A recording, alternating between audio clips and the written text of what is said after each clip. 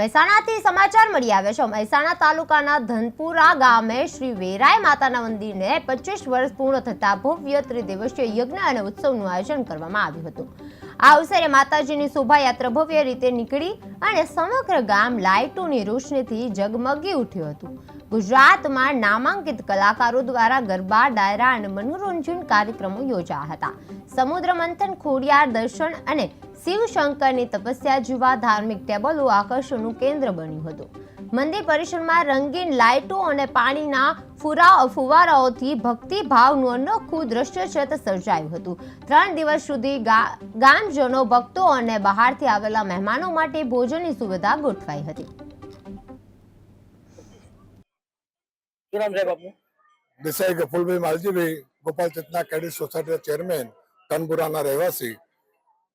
આજે અમારા ગામમાં ગામટોળાની દેવી માં વારાહી એના નવીન મંદિરના 25 વર્ષ પૂર્ણ થતા અમે સતચંડી યજ્ઞનું આયોજન કરેલું। ભવ્યથી ભવ્ય આયોજન હતું।